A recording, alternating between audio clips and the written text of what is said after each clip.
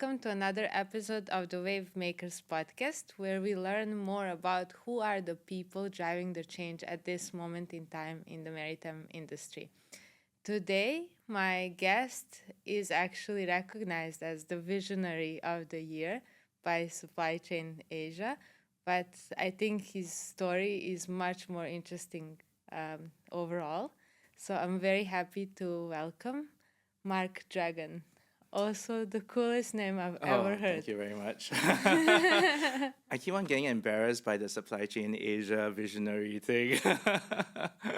Yeah, but thanks for having me on. You're welcome. And how would you describe yourself? I think journeyman is not the right word, right? But I'll describe myself as an observer of the industry, as someone that believes in continuous learning, and such that every single step and opportunity that have been given to me, you learn something from it and you take it and you apply it to the next step. It's actually very surprising. I mean, if I look back over the past 20 plus years, it's surprising that I landed up where I am in the investment space, because I would never have actually thought about it when I graduated from school, right? So it's a very, very different journey than what I expected it to be. So how did that come about? Because usually I ask guests, is it a surprise that you ended up on this side of the industry? Or Absolutely. So I started up, I graduated in engineering from school, but unfortunately I was a non-practicing engineer. My first job was IBM, right, in more sales and business development kind of a role. So I started off in tech, right? I spent more than a decade with IBM, and this was during my formative years, right, where you sort of learn at that point in time best practice culture, thinking, right, and cutting edge stuff from tech that originated in those type of companies like 20 plus years ago. So I started off in tech, but more important, I think, was when I started out in tech, I was serving the manufacturing and industrial sector, right? Which was a different, it's very operations intensive, very similar to maritime and logistics, right? And I found a huge affinity and interest in that space, in processes, in optimization, in how technology can, improve ways of moving stuff, actually. So if you remember those days, it was concepts like just-in-time, Kanban, that kind of a thing, and how technology actually supported those different process methods. And that led me to take up my actually certification in manufacturing and inventory planning as well, right? Those were in the early days. I can imagine that was almost, I imagine that some feeling of that sort was there initially when you started studying engineering, and now it was like, okay, Yeah. in action. Exactly. It's very cool because you go down to a shop floor, you see things happening, you see widgets coming and getting built, and it's going, and I love going to the shop floor because you learn so much things, and every company is slightly different, right? So I really enjoyed that period, where you really serve clients and help them to get better, right?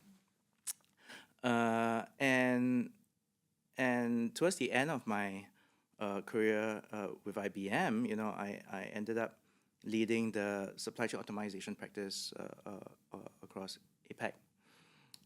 And it was a very planned effort, because at that point in time, this was more than 15 years back, I could see that, analytics and optimization and software was going to be the next wave. So I specifically asked for that job, even though it was a way smaller portfolio than I was managing previously, right? Just to get an understanding of, okay, what are we talking about when it comes to optimization, operations research type of areas, which now is under the broad umbrella of AI, right? But that was really the granddaddy of AI. Yeah. So learned a lot, and that became the basis, right, of understanding supply chain, technology and applications to the industry, right? And subsequent to that, did a couple of consulting, did some work as in the consulting sector as a director in the strategy practice of Deloitte for a couple of years, and I did 2 startups, right? And actually, the startup journey is hugely interesting, and I think you probably will attest to that as well. It's like every single day you learn something new, right? I remember I was every interaction I had, ended up with a tweak of the business plan every week, right? Something had to change. So it's like it's a continuous dynamic environment, right? And am I doing something? But I think so the startup space and doing my startups taught me a lot, right? And fast forward to now, it actually gives me a perspective of the founder itself, right? So when we do investments in this space, I personally feel for the founders and our portfolio company because I went through that as well, right? So I was fortunate enough to exit, right? But it was very tough, especially the early days, right? You really have to keep at it and believe what you're doing is correct. And of course, you have to sense and respond, right? So that was the journey. And now I'm at a place where, I can give back to the industry slightly differently, right? Both in terms of with capital, obviously, in the venture capital space, right?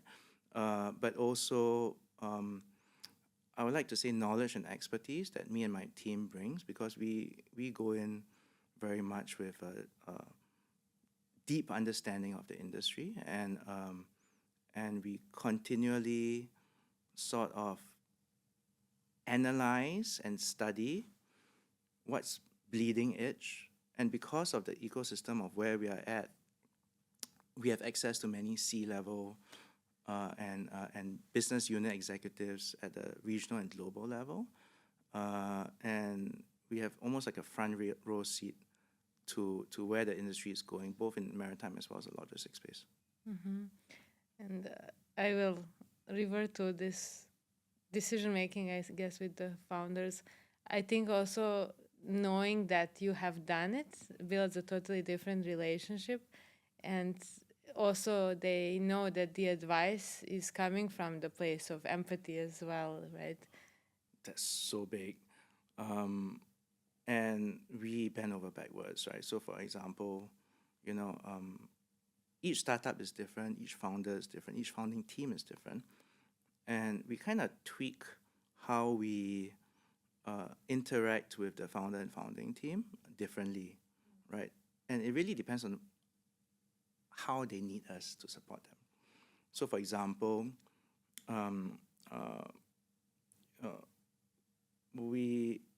I personally have spent like Saturday mornings every month, an hour of my Saturday morning every month for like, I don't know, half a year or something like that, with one of our portfolio companies' founders, right, and CEOs, right, who wanted to just share and have someone as a sounding board outside of daily operations and work and board meetings and stuff like that. So he just needed a friend who's been there and done that and just go through that journey, right? And just talk to someone because, founders are very lonely. Yeah. Because no one sees it, and you also see it, but you're validating it, and then there's always this Absolutely. doubt knocking and double checking. There's doubts all the time going on. I mean, honestly, even in where I am, there's always doubts, but it is how you get past that, how you have a broader vision down the road. What do you want to achieve? What do you want to build? Right? What kind of change do you want to kind of make happen? Right? What do you want your impact to the industry to be? Right? And I take that as a guiding light and guiding principle and say, okay, then you ask yourself, are you doing the right things? Right? Are you making, the right changes? Right? Are you approaching it the right way? Right? Even in the space where I'm in, which is venture capital and investments, we have to rethink it all the time, at different points in time, through COVID, post-COVID, capital crunch, et cetera, right? You cannot assume that the old way of doing things will always be the right way. And you have to take a personal leadership to actually, think about it and make the change yourself. And how is it? Okay, maybe these are two questions. On one side, how is it different now from a venture capital seat versus the founder? And the second question is like, across supply chain, is it different? Good question, especially the second one. So I think the first question around venture capital versus entrepreneur, is it different? I would say actually it's more similar than you think, right? So think of it this way, right?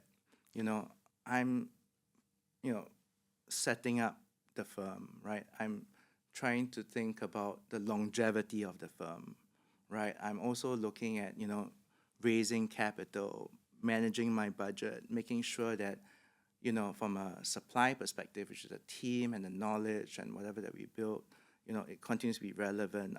I need to make sure that the demand side of things, which is not only in terms of investments in a startup, but, we need to underwrite, we need to be comfortable that the startup can exit after a certain period of time, right? And and to do that, it's not easy because you need to sense, okay, do you have a high conviction rate in 5 years' time? This startup will be more valuable than what it is right now. And will there be a buyer? And if not, what's the exit strategy? So we need to but that's the business of venture capital, right? Which is supporting the startups to grow, right? It's a business. Similar to building a startup is a business as well. So it's actually very, very similar in that sense, right? Although the industry, if you're not exposed in the venture capital and the investment side, you might think, these guys have money, it's so easy for them, but actually it's not because it's a business by itself. And on the second point, across supply chain and logistics, do I see it differently from a startup perspective, right? If you categorize supply chain and logistics into many different categories, right? So generally speaking, let's say different modes of transport, right? Overland trucking, air freight, or maritime, right? And then of course you have, the types of business models and offerings, right? Deep tech related stuff, alternative fuels, you have, tech-enabled service models and stuff like that. So if you sort of, some broad categorization in those areas, you think, deep tech AI, that is a no-brainer, that space should definitely be, very attractive, right? Both for customers, propensity to buy and consume those services, as well as, valuations and, exits. But you think through this, through COVID, right? It wasn't exactly that case. It was more the tech-enabled services guys that were growing, right? And pre-COVID, there's a flex spot type. So nobody was really talking that much about deep tech in supply chain. They're talking about, we are going to disrupt the traditional incumbents, which is more a services model, right? Yes, they use tech, but really, how much of that do they really leverage, right? So industry goes through cycles. At some certain cycles, some might be more attractive than others. Of course, now we've gone through a period where there's a lot of learning around, what business models are necessary to survive over the long term. And there's a greater, almost acknowledgement of propensity to spend, in the logistics industry, supply chain logistics industry, and more so, especially in the maritime space as well. Yeah, so each one of those categories that I mentioned would face different headwinds and tailwinds at different points in time. Right? It just so happens that maritime now, on and off, it continues to be in the spotlight because of EU regulations, ETS, fuel EU, that kind of a thing. But by and large, the industry as a whole actually hasn't changed that much, right? Things revolve and change around it. Some things are enhanced, using, AI, some in some facets to improve business capabilities, operations. Alternative fuels, a lot of testing, and and some pilots are going on right now. But really, the base industry hasn't changed that much, right? And I think it's important to note that, to have a sense of what will happen in the next decade or two, and sort of work back to say, okay, where are the gaps, right? Where are the major transformation areas that's going to happen? And do you have the capability and do you have the support? And would industry accept you coming in to address those gaps, right? So I think that's what it is. Long answer. It's interesting. Back in the days before I joined Maersk, I also took time to talk to people who were in this industry. Yeah. And one former chief innovation officer of one of the companies told me, you should read this book, The Business Case of Shipping. And it's quite an old book, but nothing has changed. And I found that very interesting. Like, really? And he is leading innovation, but he's telling me that, but I get it now. Yeah. And now that you said it, I was like, it reminds me of that conversation. It's a kind of a interesting space where we're in, where as venture capital and as venture capital or PE, we invest into areas that we see will change, will transform. So the greater the transformation possibilities, the greater that we want to get in, the more capital is pushed in this area. But it's also important to understand that not all venture capital folks, are the same. And I think now there has been a kind of a acknowledgement that, you really need sector-based knowledge in order to get more alpha from the investments, right? Because how would you know? You're saying, right? We're talking about everything stays the same. Generally, things stay the same, but there are certain pockets of innovation and change that's happening. So what are those pockets? That's number one. And number two, if there is an opportunity for change, that doesn't necessarily mean that it's investable from a VC perspective, right? Because VCs look for a certain type of return profile, right? But corporates have a different type of return profile.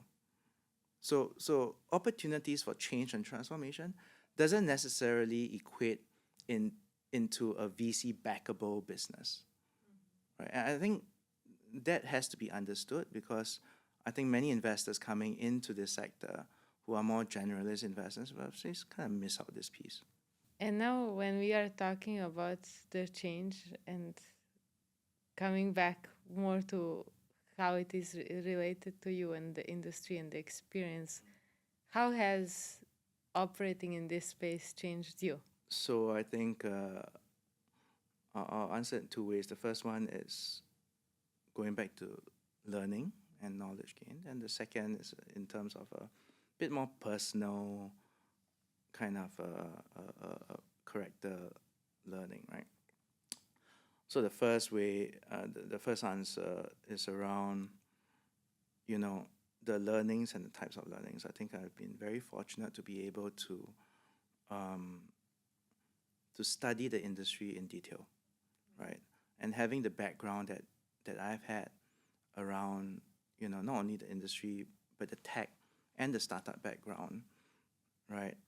And especially the tech, actually, to really get a sense of, really get an understanding of how the new AI, right, has a potential to really make a change, right? I think I'm very interested in that space. I'm also involved in NUS Institute of Operations Research and Analytics, and I enjoy my discussions with the profs so much, right? Because you're really talking about like bleeding edge thinking and data science and and the applications of some of those into the industry is fantastic, right?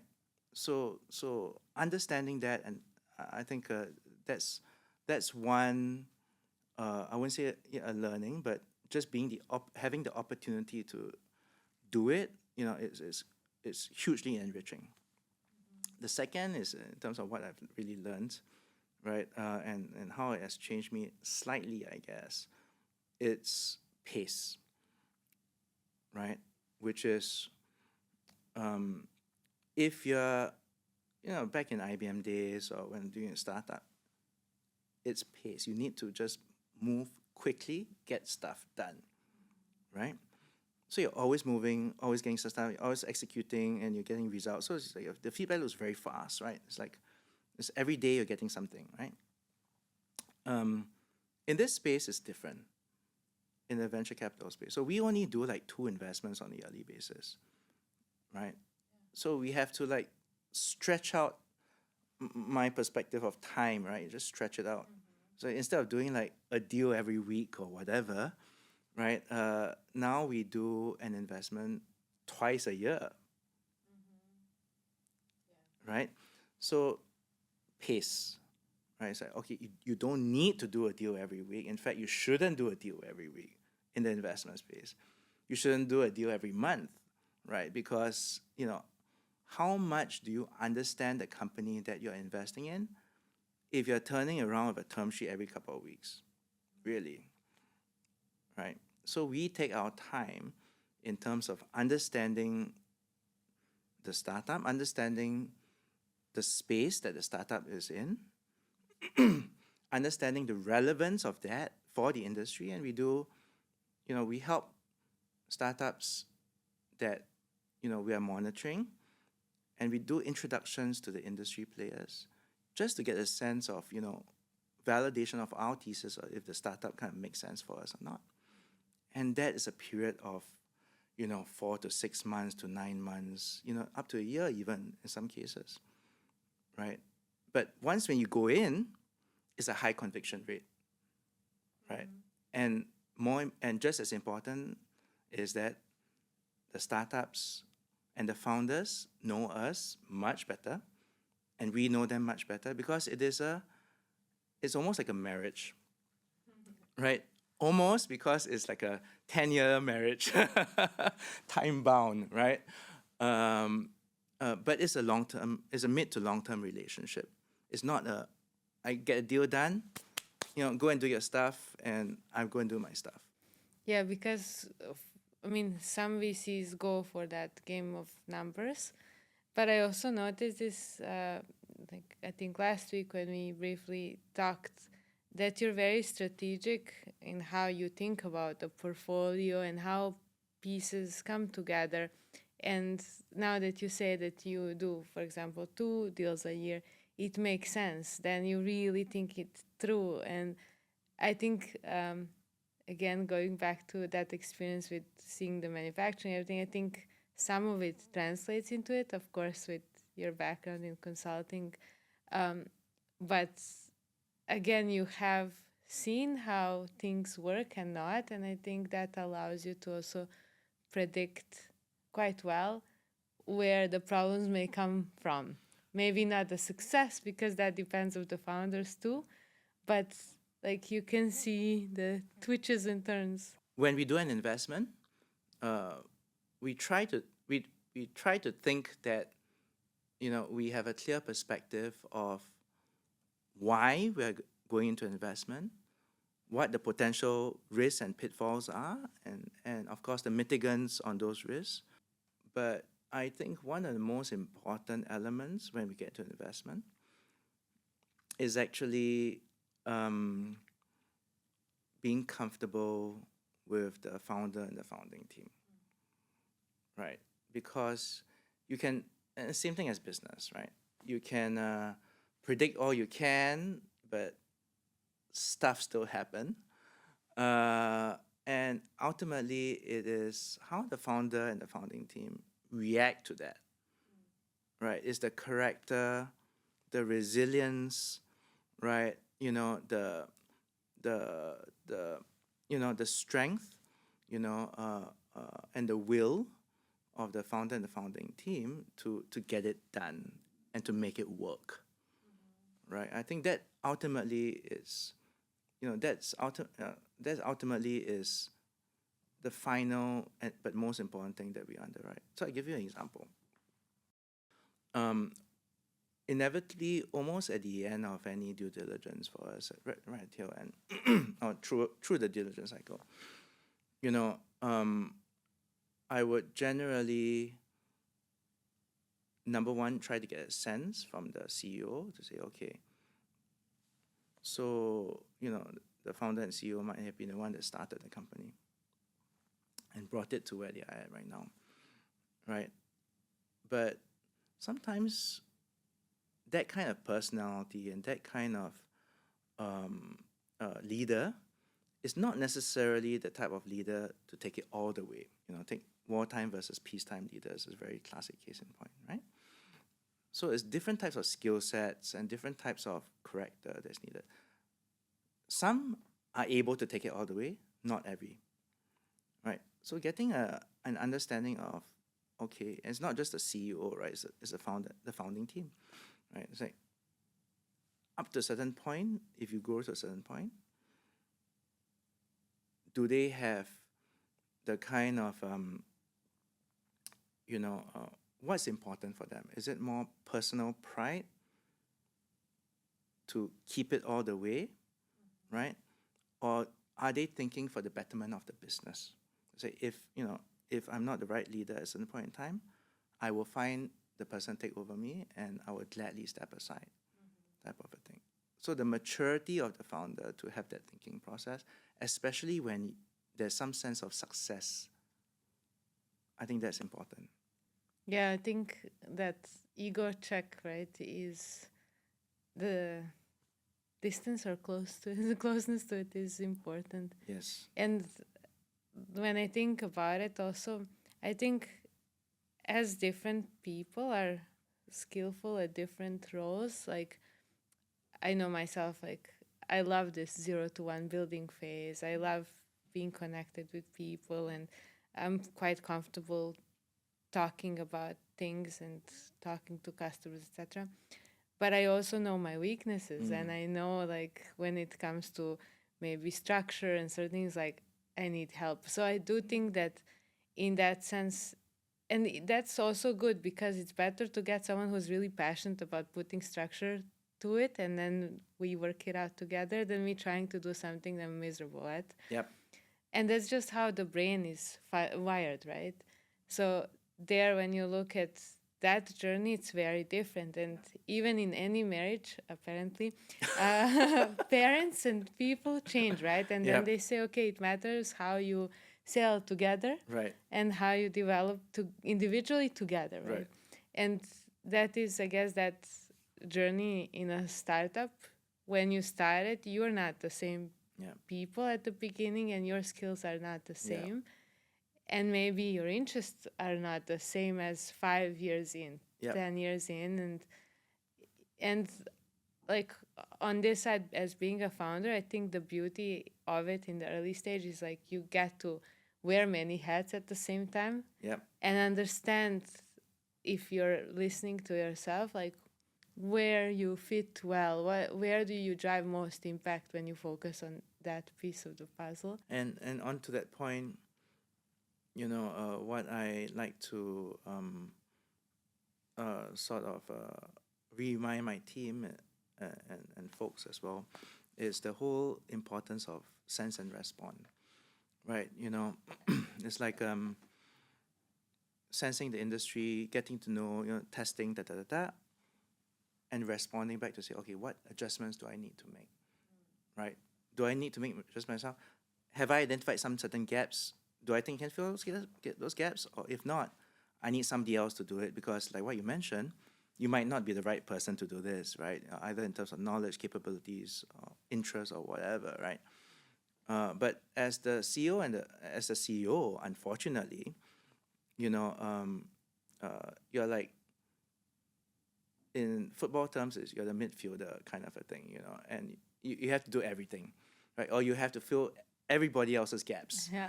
right? If there's a striker that's not doing too well, you need to go up and support, and defense, if more defense, you go back and defend, right? So you need to be, that kind of playmaker, across the organization, right?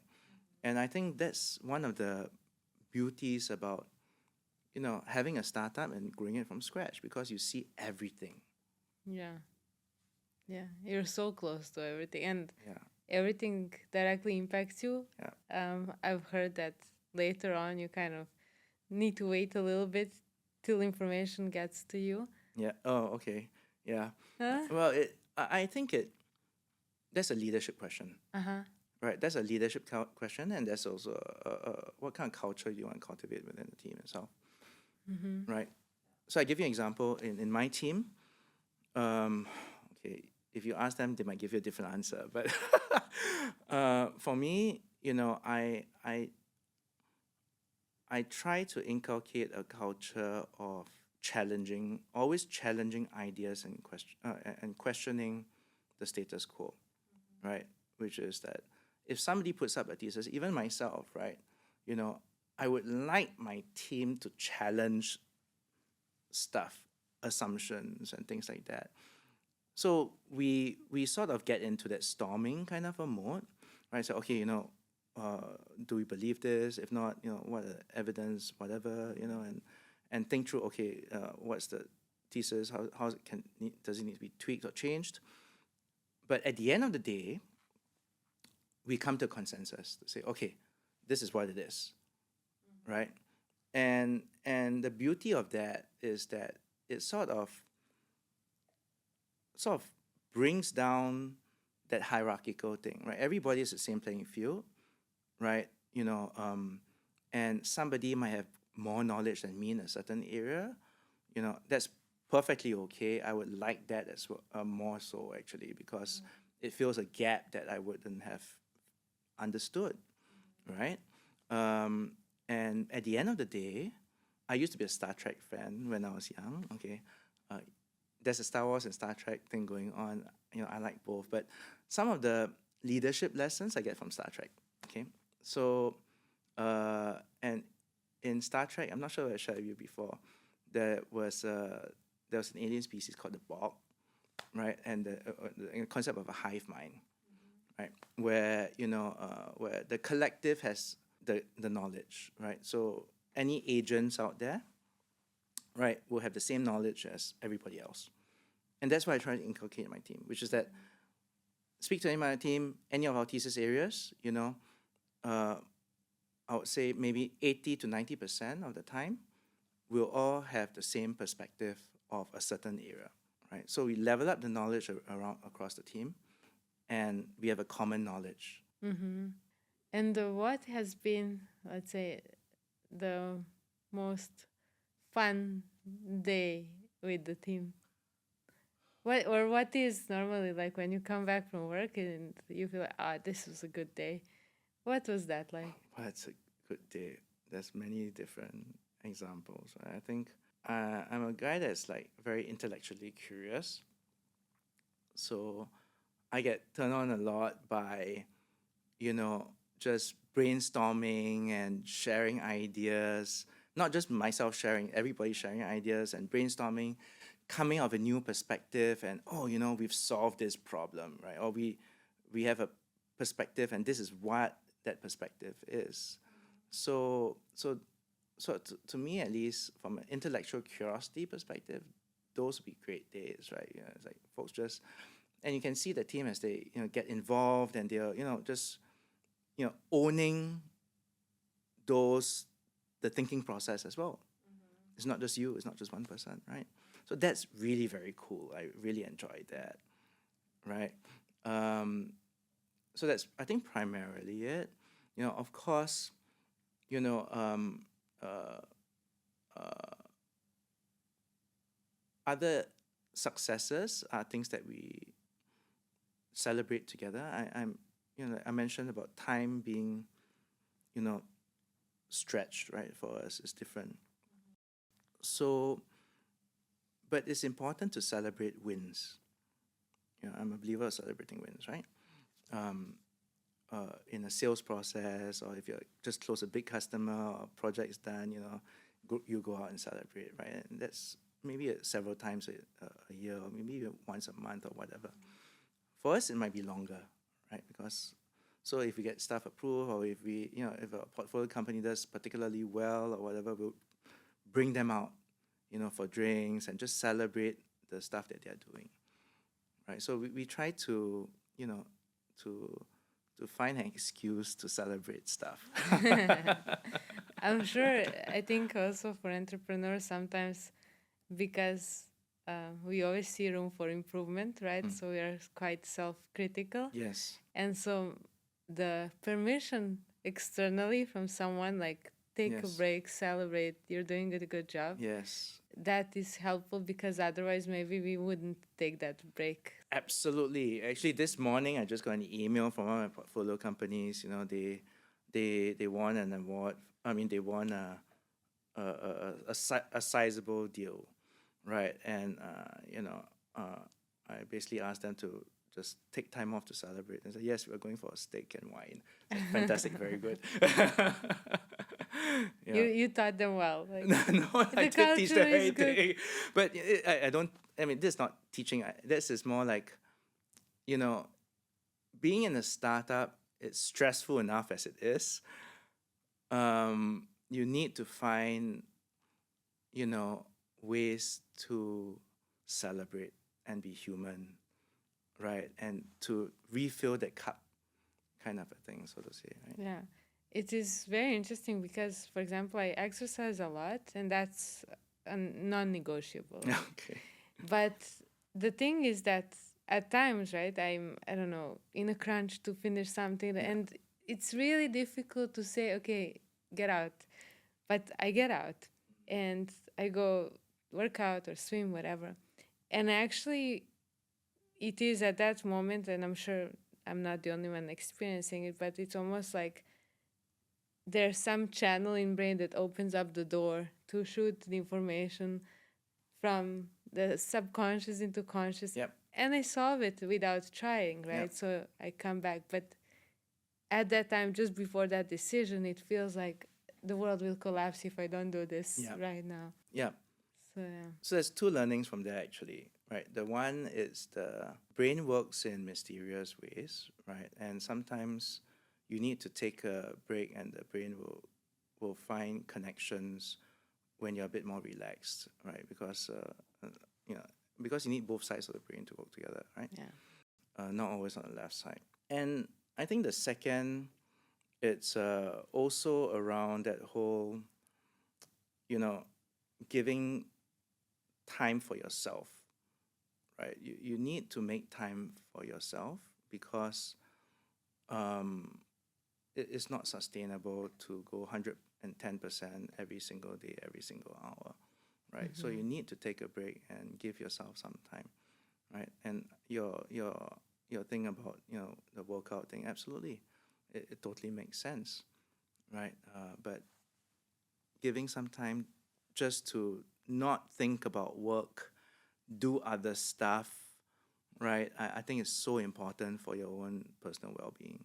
Yes. And sometimes for us also, I have this tendency to sign up for various events. Like once in a while, it's like totally different topic. And once I sent Max instead of me, and he came back. It's like, you really need to be careful what you sign me up for. Because I had an assumption that the event is about certain technology, and it was totally different. He's like, but actually, I met these people. They asked me, like, what do you work in this space on? And I was like, what? But then when I showed my use case, they actually, like, solved my problem and came back. And that's another one of these, like, going like broad and opening up to receive something different. That is absolutely, and that's going back to my point on, that whole brainstorming thing and opening up for challenge. Um, and it's important to broaden your ecosystem of people that you kind of potentially learn from, right? Because if you're always talking to folks in the same industry doing the same stuff, you typically, not always, but you typically get a certain house perspective of things, right? But if you talk to other folks from other industries, it might not be exactly what it is, but they will have solved similar proxy type problems as well. Then if you're kind of open enough, you can find kind of linkages everywhere. That's why for us, when we look at investments in supply chain and logistics space, we don't only look at supply chain logistics, right? We don't only look at startups, right? We also study corporates. We study the macroeconomic and geopolitical view of the world. We also study, obviously stock market movements and, what the Fed says and stuff like that. Broaden it out, right? Because if not, you always have that kind of very narrow perspective in house view and all. But the associations, the moment you broaden out, there's a lot of other associations that you can sort of get other kind of inputs from to sort of guide your thinking in terms of where you need to go. And with that, maybe we sail towards the port. Okay. But and now that you see all these different ships around us, right. Which ship would you be and why? Ship will I be? As usual, I answered slightly differently. A couple of months back, I brought the team out, on a yacht, right, Sentosa, and went around, and it was a fantastic experience with the team, right? Just seeing the sunset and just chilling out, listening to the waves. That was so calming. Unfortunately, we had to go back to work the next day. So I would say that, I would like to be one of those large yachts kind of a thing, where you can cruise the oceans, you can go faster, you can go slower, but you have to, you have the option to just slow down and just enjoy the beauty of life, right? So I think that's where I am. So you can go fast, can go slow, but you always need to sort of appreciate, life and what you've been given, right? Thank you for that. And maybe that I give you a chance also to ask questions. Do you have any questions for me? Well, I'll ask you a very pointed question, Karana, which is, if you're going to start up again, where would you start up? Well, considering that I now started up again in October, I am quite comfortable in this space. I mean, the journey is uncomfortable, but I feel, and I always double check, I feel quite comfortable here. And I was like, how do I end up in these industries all the time? Because previously also my startup was in materials and for energy storage. And I do think that that's that connection to the environment that I was in before. My dad is a petroleum engineer who took me to refineries, to these drilling stations. Right. And I was always seeing the drawings, technical drawings around me. And I did admire because he was very passionate about it. So I do think that some of that got translated into me. My grandpa also was in oil and gas before that. Oh, it's a family business. Yeah. And my mom also, she was entrepreneurial, but she was switching industries, right, from kind of beauty industry to selling commodities, right, to at some point she was a director of a football club. So I don't know. I kind of like I think they somehow bred this toughness in me so that I also enjoy the complexities of this Yes. industry Yes. and somewhat like fixing it, and it's really stimulating. Yes. So that's on one side. And if I say, okay, let's be totally open and close that, like another part of me is I'm very passionate about plant-based diets and sports and nutrition. So if I say, okay, let's totally ditch everything I knew until now, maybe at some point in life that would be some other area, but I'm quite happy here. And I think you're in a place where there is definitely a, a transformative impact for the industry. The industry is going through some transformation, so it feels like you're the right place.